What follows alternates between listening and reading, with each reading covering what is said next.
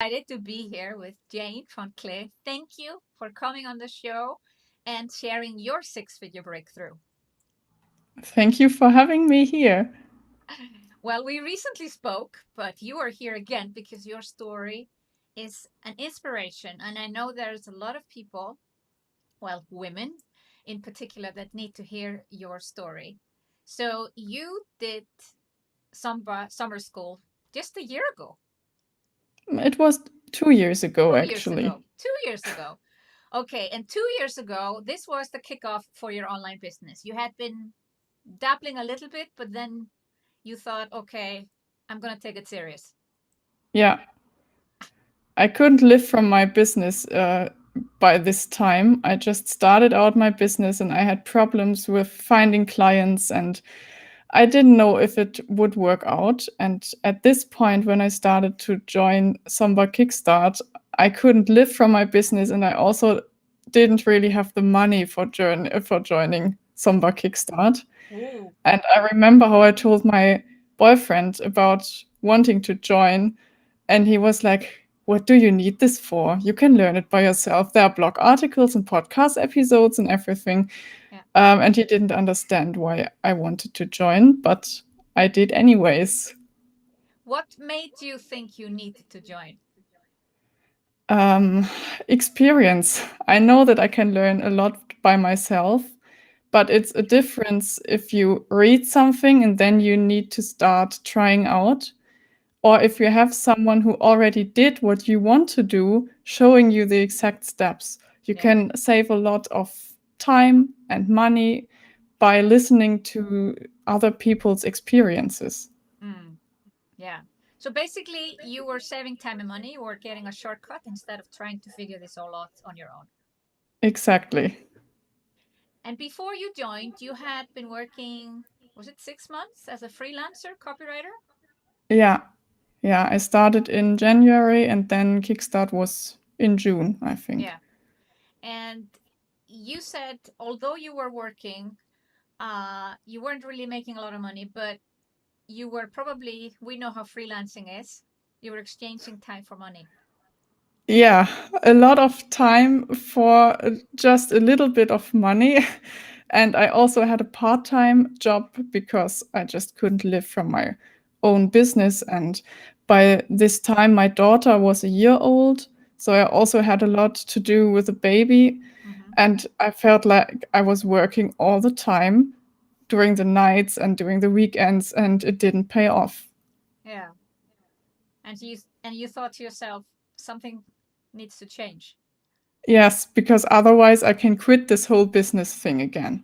And I didn't want to do this because I love being free and working when I want to work and doing what I want to do. And I don't want anyone above me telling me what I have to do. Yeah. So I love being a freelancer and I love being an online entrepreneur. And so I wanted to work out for me. Yeah. So, but you were a copywriter and you wanted to create a copywriting course. Yes, exactly. I was a copywriter, and I think this is what I can do. People always told me how great my copy is, and my clients were happy with the copy they got from me. And I thought, okay, copywriting is something I feel safe with, and I can teach to others. Yeah. It was clear to me that it needs to be a copywriting course. If I do a course, it needs to be a copywriting course. Uh, but then it came differently. Why? um, I joined Kickstart and I did a survey in my community and asked people what they need and what questions they have and what problems they have and all this stuff. And people kept telling me SEO, SEO, SEO. I'm not found on Google. I want to be found on Google. And yeah, so at the end, I had maybe two-thirds of the answers were about SEO. So I thought maybe I should do an SEO course instead of a copywriting course. But I felt insecure about it because I only did SEO for myself. Hmm. this time. So I didn't feel like I'm the biggest expert under the sun. And I thought I need to learn more, and maybe it's not enough. And what if people are disappointed? And can I really do a course about this? And I remember one call where you said, you don't need to be the best one in your topic. You just need to be 2 steps ahead of your clients. Yeah. And then I decided, okay, I will go for it. And it was a big success at the end. And it was such a big success that after that, I was known as an SEO expert. And of course, I then started to become a bigger SEO expert. So in the last 2 years, I learned more and more. And I did courses myself and all this. Mm. So now I feel much more confident about an SEO expert than when I started the course. But still, this course changed the whole direction of my business. Mm. And so much that now people are asking you to speak at conferences about SEO. Yeah. And I think I feel people ask me because I wasn't the big expert from the very beginning, because of this, I'm able to explain SEO in a way that everyone understands. I Mm. don't use all those fancy words that nobody understands. I have pictures and metaphors and can show people how it works. And many people don't start with SEO because they think it's so complicated. So they are grateful to meet me because I can show them, no, it's not that complicated. It Yeah. can be simple, and I can show you how. So it's also a strength for me now that that I didn't choose the classical SEO path and worked in an agency for 10 years or something before I started my business. Yeah. But I love that you shared this fact that, oh, I wasn't an expert. I had only done it for myself. Like, who am I to teach this? I'm not expert enough.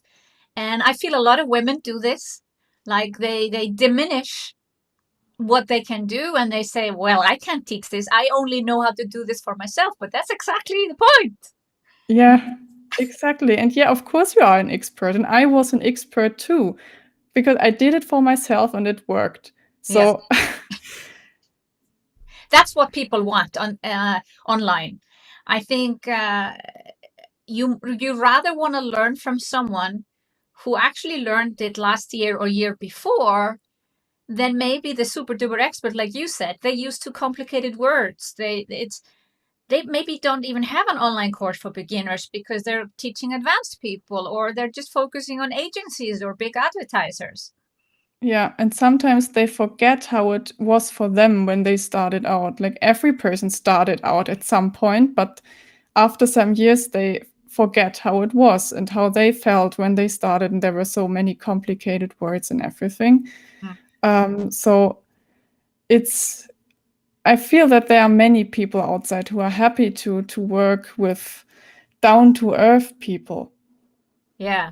And people who just have learned it, like yourself. Like, I remember when I started to do weekly webinars, and I was one of my first weekly webinars was Evernote.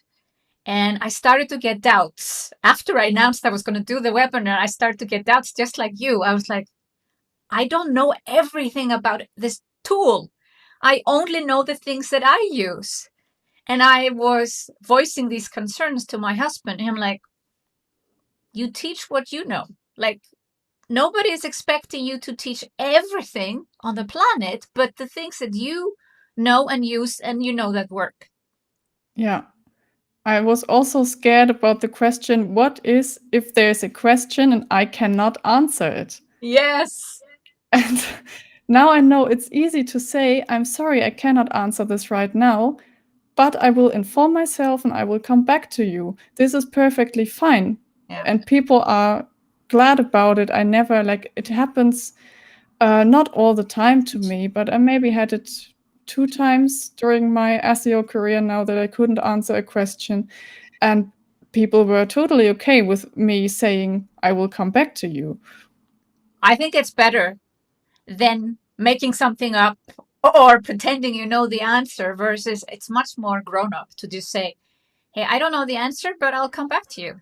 That's Yeah. good. Any expert can do that. Yeah. Yes, of course. And even like expertise is not like every expert says something else sometimes. You can ask three experts and get five opinions on something. Exactly. So you wanted to be a copywriter. Your audience told you, we want to learn SEO. You're now an SEO expert and a copywriter. But this first course that you created in SOMBA Summer School 2019, correct? Yeah. 2 years ago. Yeah. This was your kickoff. People are happy. How many signups did you have? For this first course, I think 70. 70 people. Yeah. Great. And then you offered another program afterwards. Yes, I offered a one-on-one upsell at the end, a one-on-one coaching program, and two people bought. And this was the start because, as I said, I was struggling with getting clients. Yeah. And then suddenly I had those clients, and they were so satisfied that they told other people about me, of course. And then more people came. And then I was booked out with one on one clients, and I could concentrate on launching the course. Yeah. And you sold that course again. And Yeah. then you created also a copywriting course. Did you do that with Joni Kickstart again? Sometimes people ask me, why do people join Kickstart again? Is there something wrong with the program? I'm like, No, no. it's because it's brilliant. It's you get those easy steps and you just need to follow. You don't need to think about what to do. You just follow the steps. Yeah. It couldn't be easier. It's a lot of work and it takes time, of course, and you need to take the time out of your uh, out of your schedule Yeah. to get the tasks done, but you don't need to think about what to do. And I knew it was so successful in the first round, and I still had this idea of doing a copywriting course. It never left me. And Yeah. I wanted to do it, and I decided, okay, last time Kickstart was brilliant, so let's just do it again. And it was even more successful than the first round. I had more than 200 signups then, and my upsell brought me 25K at the end. 25,000. And that was basically your second Kickstart. And now you had two courses and you are launching them alternating now? Yeah, they complement each other very well because it's not enough to only do SEO because then you have people on your website but they don't do anything, and it's also not enough to just have a good copy because if no one sees the copy, it won't work for you. So you need both. And I can say I launch the copywriting course. When people are ready, I offer them, hey, I also have an SEO course. And people are happy with the course. They like me. They want to continue working with me. So they join the next course. And if they first join the SEO course, I can do it the other way around and put them to the copywriting course. So it's a nice system for me and it works well. Yeah. And you did not know this before. Like this has organically developed this way. 2 years ago, you did not have this master plan. Oh, I'm going to create two courses over the next year, and it's going to complement each other. I had no idea. And also, if you told me that I would make 5 figures with a launch, I would not have believed it. Crazy. And now it's kind of normal. Like when I launch, I know it will be at least 5 figures. And this is a nice feeling to have because it gives me safety. And now I know my business works out and I can live from this business. And I don't have the part time job anymore, for example. I'm only doing my own business and it works out. And 2 years ago, I wasn't sure if I can achieve this. Yeah. But you took the plunge. You took, you trusted on your gut feeling that you needed to do something to change it. And the business you have today has as a fruit of you trusting yourself. Exactly. Yeah, I think this is, you put this into good words. This is it. Yeah. Well, your story is an inspiration for many others, and that's why we were here on today. And I want to thank you, Jane, for sharing your story.